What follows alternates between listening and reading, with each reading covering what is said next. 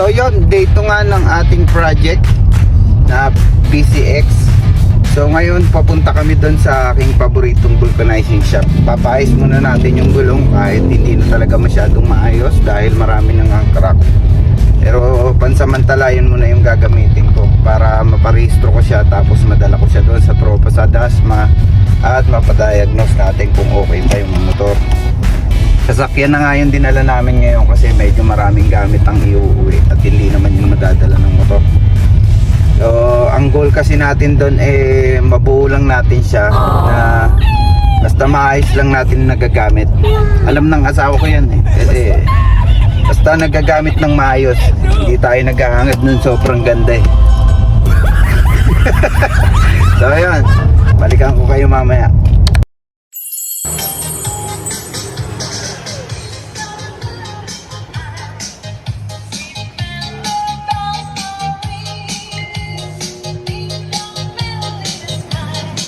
Ayos na pansamantala lang. Bakal ka ng mga pito, wala na basta. Natayin ka yan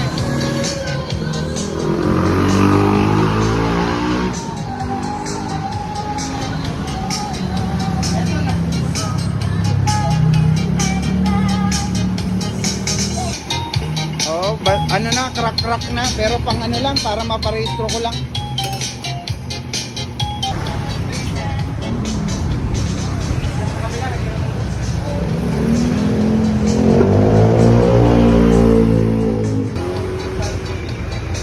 Okay na, i-deliver na natin ito doon.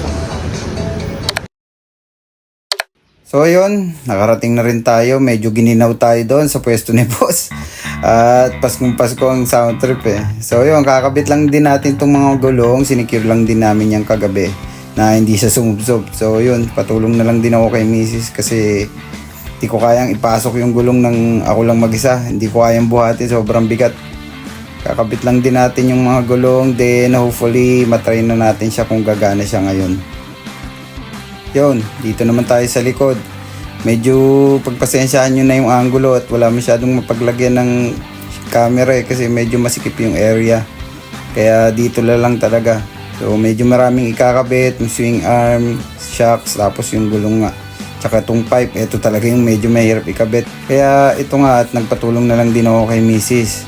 Mas dumadali kasi kapag merong katulong. Sana ikaw din.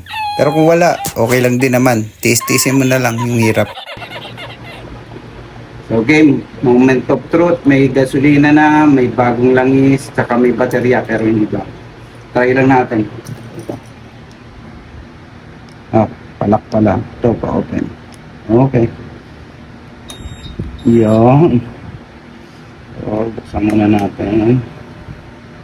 Ay, tama to. Mileage niya 7,222 pa lang. So, try natin kung i-start. Yun, hindi yung start. Yung naka-side stand ka Naka-side stand pala. Huli mo.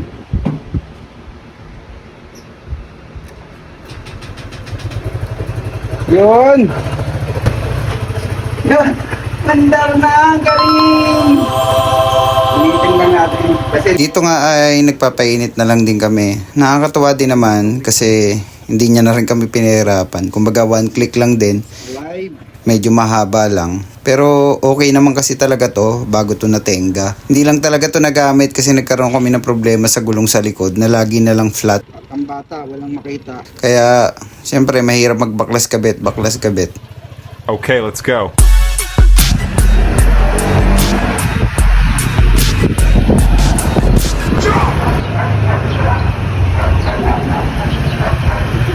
Power. Ay, paparehistro na natin to.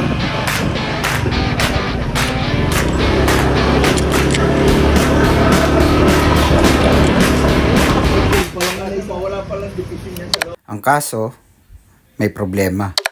So yun, binalik muna namin siya dito.